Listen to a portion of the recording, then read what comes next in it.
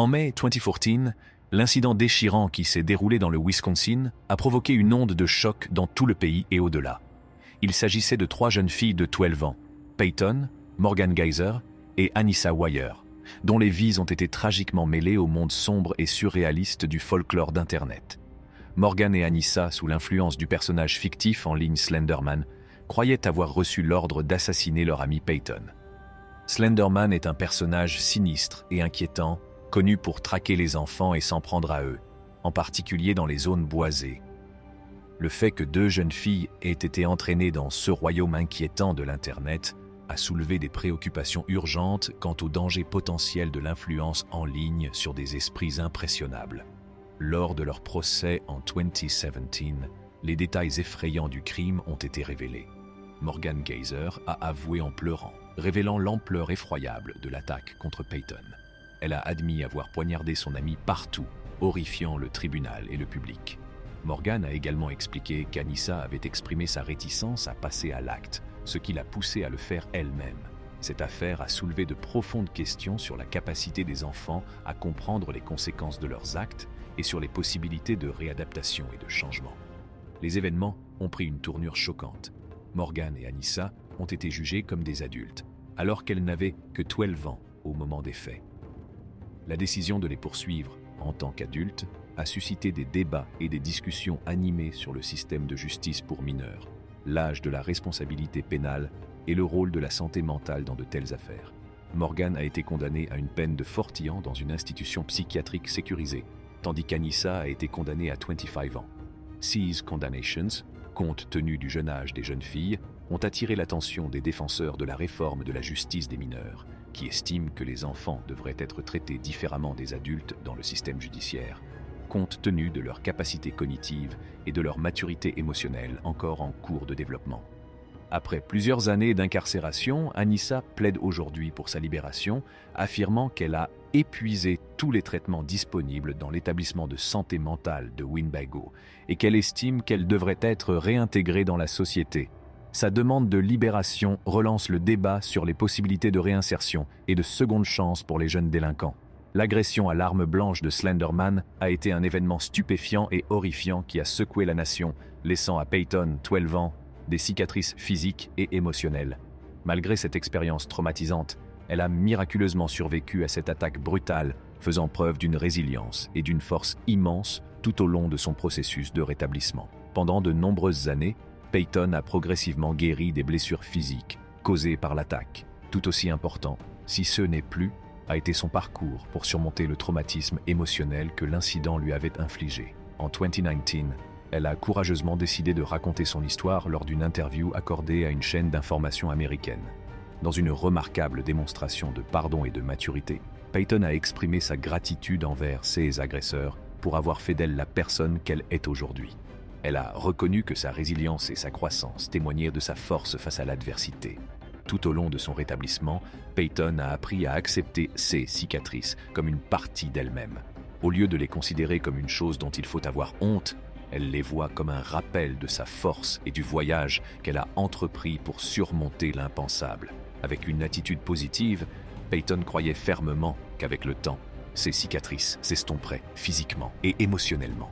Lors de l'entretien, Peyton a exprimé sa conviction que ses anciennes amies, Morgan et Anissa, devraient être traitées comme des adultes au tribunal, malgré leur jeune âge au moment des faits. Elle était convaincue que le délit commis contre elle n'était pas une transgression mineure, mais un crime adulte grave qui méritait des conséquences dignes d'un adulte. La position de Peyton reflète sa compréhension de la gravité du crime et des conséquences potentielles qu'il aurait pu avoir sur sa vie.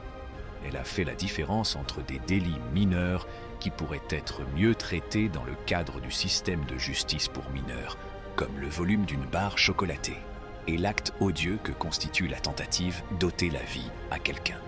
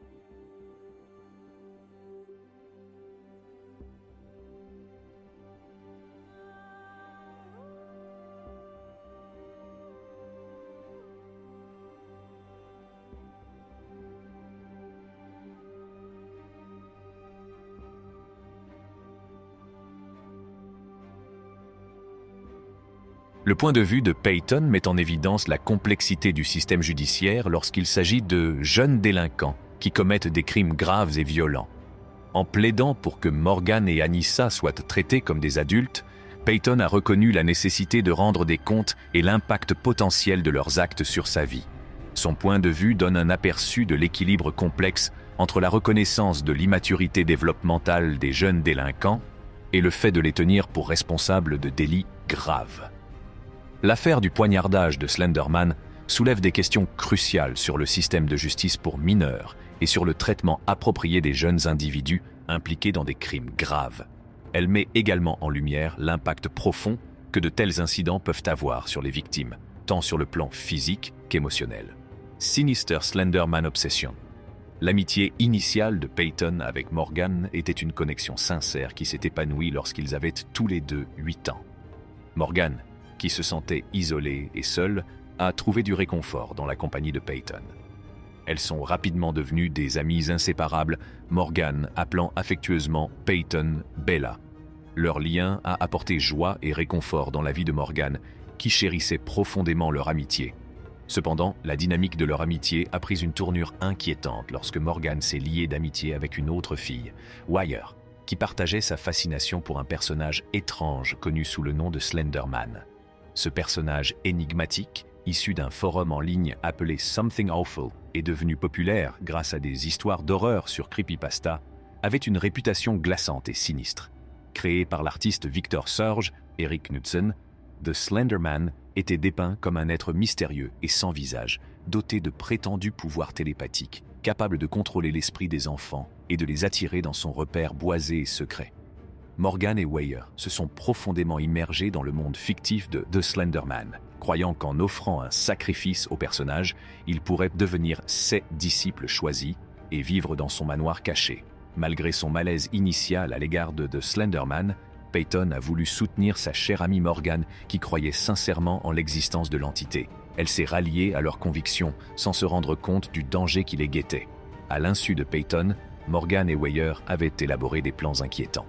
Ils étaient obsédés par l'idée d'offrir un sacrifice. Et malheureusement, ce sacrifice devait être Peyton elle-même. Cette situation inimaginable a placé Peyton dans une position précaire et périlleuse, empêtrée dans les conséquences terrifiantes de la fixation de ses amis sur un fantasme sombre et inquiétant. Au fur et à mesure que l'intrigue se déroule, Peyton se retrouve au centre d'une épreuve dangereuse et traumatisante. L'horrible plan conçu par Morgan et Wire avait des conséquences désastreuses pour sa sécurité et son bien-être. Leur croyance délirante en The Slenderman a débouché sur un véritable cauchemar qu'aucun enfant ne devrait jamais avoir à endurer. L'incident a mis en lumière les dangers potentiels d'un contenu en ligne non contrôlé et l'impact qu'il peut avoir sur des esprits impressionnables. La frontière entre la fiction et la réalité s'est dangereusement estompée pour Morgan et Wire, les entraînant sur un chemin inquiétant aux conséquences bouleversantes. Pour Peyton, l'expérience a laissé des traces physiques et émotionnelles durables. Pour survivre à une attaque aussi horrible, elle a dû faire preuve d'une force et d'une résistance immenses. Le traumatisme qu'elle a subi a sans aucun doute façonné sa vie, la laissant aux prises avec les conséquences d'une trahison inimaginable de la part de ses amis, autrefois si chers. L'affaire du Slenderman reste un rappel obsédant de l'influence des récits en ligne et de la nécessité d'être vigilant lorsqu'il s'agit d'exposer les enfants à des contenus potentiellement dangereux. Il s'agit d'une mise en garde contre les conséquences de fantasmes incontrôlés et l'impact dévastateur qu'ils peuvent avoir sur de jeunes vies. Alors que la société continue de naviguer dans le paysage numérique, il est essentiel de donner la priorité à la sécurité et au bien-être des enfants et d'encourager une culture de la pensée critique, de l'empathie et de l'engagement responsable en ligne.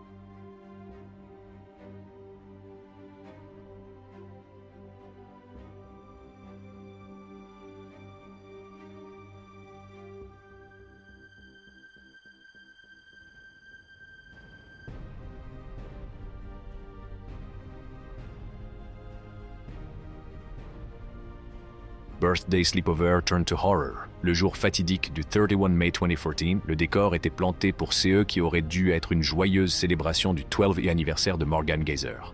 Morgan avait invité 2 amis, dont Peyton, à une soirée pyjama chez elle. La mère de Peyton a remarqué l'excitation de Morgan à propos de la fête du vendredi soir, sans se douter de la tournure horrible que prendraient les événements. Pendant la soirée, Peyton ne peut s'empêcher de remarquer que quelque chose ne va pas chez Morgan. Contrairement à leurs soirées habituelles de pizza et de jeux, Morgan semblait renfermée et suggérait d'aller se coucher tôt.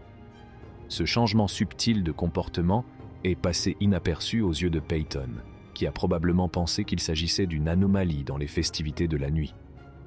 Le lendemain matin, Morgan a proposé d'aller se promener dans les bois voisins et Peyton, confiante dans les intentions de son ami, a accepté de se joindre à elle. Peyton était loin de se douter que cette promenade apparemment innocente se transformerait bientôt en une épreuve cauchemardesque.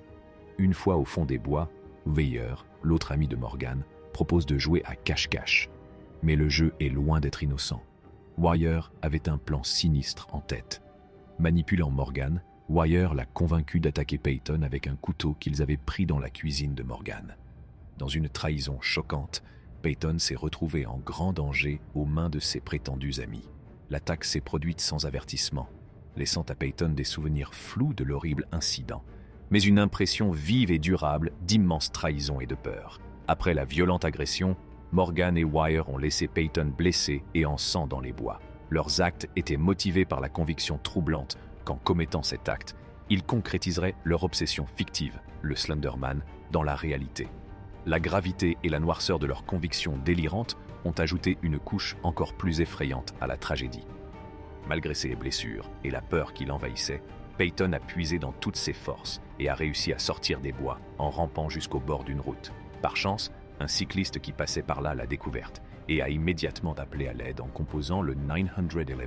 L'intervention rapide des services d'urgence a été déterminante pour que Peyton reçoive les soins médicaux dont elle avait désespérément besoin. A hair's breadth from death.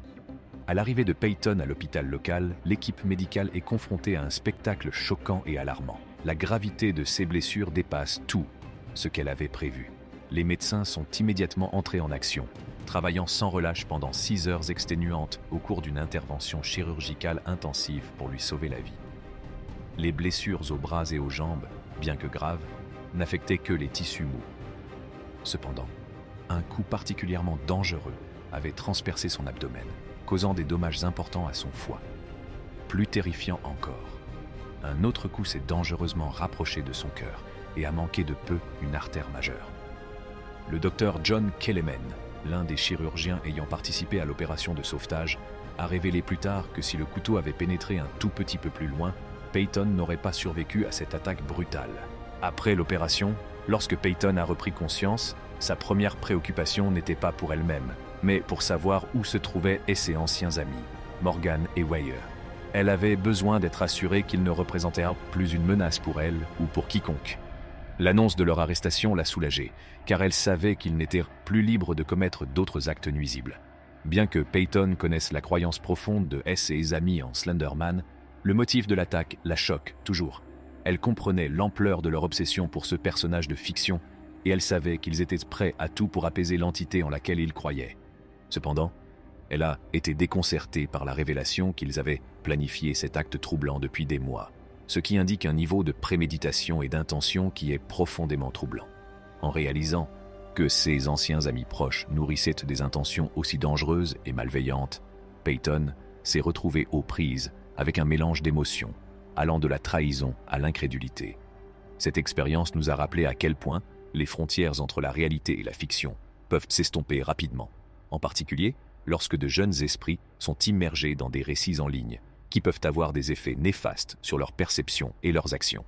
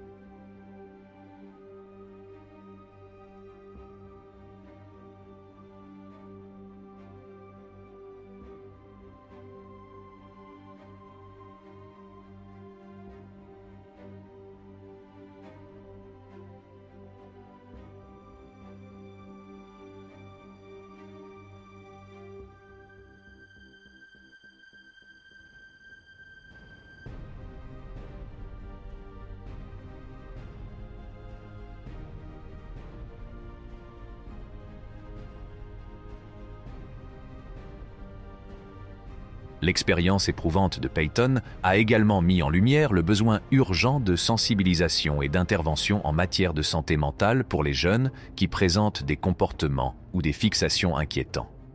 L'incident a mis en évidence l'importance de favoriser un environnement sûr et positif pour les enfants, où ils peuvent demander de l'aide s'ils sont aux prises avec des problèmes de santé mentale ou s'ils ont des pensées troublantes. Au lendemain de l'agression, le courage et la résilience de Peyton sont devenus évidents alors qu'elle naviguait sur le chemin de la guérison. La force dont elle a fait preuve pour affronter cet événement traumatisant, associé au soutien de ses proches et des professionnels de la santé, a joué un rôle crucial dans son parcours de guérison. L'incident reste un rappel poignant de l'impact durable de la violence et de l'importance de favoriser une société qui privilégie la compréhension, l'empathie et l'engagement responsable vis-à-vis du contenu en ligne. Alors que Peyton continuait à guérir physiquement et émotionnellement, son histoire a servi de mise en garde et d'appel à l'action pour aborder les questions complexes liées à la santé mentale, à l'influence en ligne et aux dangers potentiels des obsessions incontrôlées. Sa survie est devenue un témoignage de la force de l'esprit humain et du pouvoir de résilience face à une adversité inimaginable. Still, Sleeping with Caesar. Les suites de l'agression ont profondément traumatisé Peyton et l'ont rendue craintive. Elle était si effrayée qu'elle a cherché le réconfort et la sécurité en dormant dans le lit de sa mère, cherchant le réconfort dans la présence de ses proches. Même après 5 ans, la peur persistante et le traumatisme étaient encore évidents, car elle gardait une paire de ciseaux cassés sous son lit pour plus de sécurité. Un rappel constant de l'événement horrible qui avait brisé son sens de la sécurité et de la confiance. Lors du procès de 2017, Morgan Geyser et Anissa Weier ont été déclarés non coupables pour cause de maladie ou de déficience mentale. Ce verdict signifiait qu'elles étaient envoyées dans une unité psychiatrique sécurisée pour 40 et 25 ans, respectivement, ou jusqu'à ce que leurs symptômes soient considérés comme entièrement résolus. En d'autres termes, si leur traitement s'avérait efficace, elles pourraient être libérées plus tôt que la peine prévue. Le verdict a été une source de déception pour les parents de Peyton, qui avaient espéré un résultat différent, garantissant un emprisonnement à plus long terme et des demandes de libération moins fréquentes. La perspective que les agresseurs puissent demander une libération tous les 6 mois a fait peser un lourd fardeau sur la famille. Elle les a obligés à revivre sans cesse le crime horrible et à s'inquiéter constamment de leur sécurité et de celle de leur fille. Bien que déçue par le verdict, la famille a pris la décision difficile de ne pas faire appel. Faire appel du verdict aurait obligé Peyton à témoigner au tribunal de son expérience traumatisante, une perspective que la famille considère comme cruelle et inutile. Protéger le bien-être de Peyton et lui épargner d'autres souffrances est devenu une priorité pour ses parents, conscients de la charge émotionnelle qu'une telle procédure pourrait avoir sur leur fille. Peyton avait choisi de garder le silence sur l'agression et la famille a respecté sa décision de traiter son traumatisme en privé. Le fait de parler de l'incident devant des étrangers au cours d'une procédure judiciaire aurait pu la traumatiser davantage et entraver son processus de guérison. La décision de la famille de ne pas faire appel du verdict reflète l'amour et l'attention profond qu'elle porte au bien-être de Peyton. Elle s'est attachée à soutenir son rétablissement et à lui offrir un environnement sûr et stimulant pour qu'elle puisse guérir de cette expérience traumatisante. Bids for release from both girls. Morgan et Anissa avaient toutes deux un intérêt dans l'issue de l'affaire. Morgan a été diagnostiquée schizophrène à un jeune âge, ce qui l'a amenée à développer des idées bizarres, comme l'idée qu'elle avait la capacité de manipuler l'esprit des autres et qu'elle pouvait communiquer avec des personnages imaginaires. D'autre part, Anissa a été diagnostiquée comme souffrant d'un trouble de stress post-traumatique, d'une dépression importante et d'un problème de personnalité. En outre, elle a affirmé qu'un trouble délirant était à l'origine de son comportement. Tous deux ont été reconnus coupables des crimes qu'ils ont commis, mais ils ont été disculpés en raison des troubles mentaux dont ils souffraient. Elles ont été déclarées non coupables au motif qu'elles souffraient d'une maladie ou d'une déficience mentale, bien qu'elles aient exprimé des regrets pour ceux qu'elles avaient faits.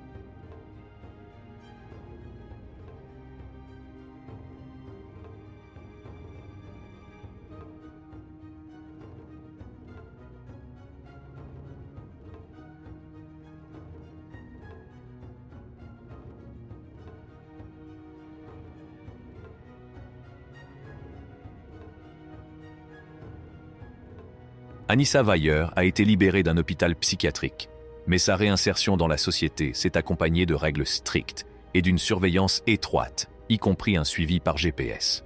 Les conditions de sa libération visent à assurer la sécurité de la communauté tout en lui donnant une chance de se réinsérer dans la société.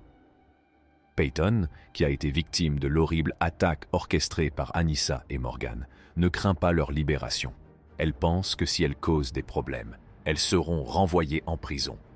La résilience et le courage de Peyton ont grandi depuis l'incident, et elle trouve sa force dans la conviction que la justice sera rendue si nécessaire.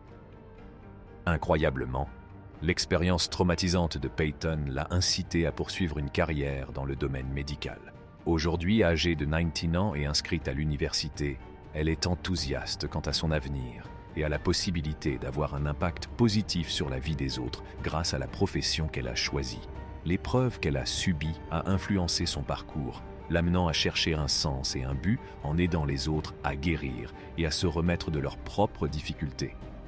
En réfléchissant à son parcours, Peyton souligne l'importance pour les parents d'expliquer à leurs enfants comment distinguer la réalité de la fiction en ligne et de se fier à son instinct lorsqu'il s'agit de choisir ses amis. Sa propre expérience avec Morgan et Anissa met en lumière les dangers potentiels des obsessions incontrôlées et les conséquences durables qu'elles peuvent avoir sur les jeunes esprits. Par le passé, Morgan Geyser a tenté d'être rejugé en tant qu'enfant, en demandant une classification juridique différente, mais sa demande a été rejetée. Entre-temps, Anissa a écrit une lettre dans laquelle elle exprime des remords pour ses actes et décrit en détail son parcours thérapeutique approfondi pour remédier à la haine de soi qu'elle ressentait pour ceux qu'elle avait faits.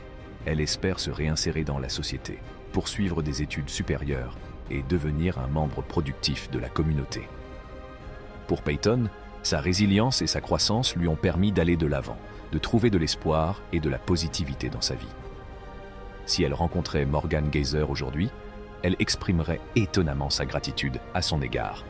Peyton reconnaît que son passé difficile et le fait d'avoir survécu à l'attaque l'ont finalement aidé à trouver une orientation et un but. Grâce aux épreuves qu'elle a traversées, elle a découvert sa passion pour une carrière dans le domaine médical et une meilleure compréhension d'elle-même et de sa force. Alors qu'elle poursuit son parcours, l'histoire de Peyton nous rappelle avec force l'importance du soutien, de la compassion et de la compréhension pour les survivants de traumatismes. Elle souligne l'importance de créer une société qui favorise l'empathie, la sensibilisation à la santé mentale et les possibilités de croissance et de guérison. La force de Peyton face à l'obscurité éclaire le chemin de la guérison et inspire d'autres personnes à trouver leur propre lumière, même après avoir enduré les circonstances les plus difficiles. Pensez-vous qu'une véritable justice est rendue? Pourrez-vous désormais faire confiance à vos amis? Pensez-vous que Morgan et Anissa sont des victimes ou des méchants? Y a-t-il d'autres aspects de cette affaire qui restent cachés? Faites-nous part de vos réponses dans la section des commentaires ci-dessous et partagez cette vidéo avec vos amis et votre famille pour les sensibiliser et abonnez-vous à notre chaîne pour d'autres vidéos de ce type. En attendant, prenez soin de votre entourage. Merci d'avoir regardé cette vidéo.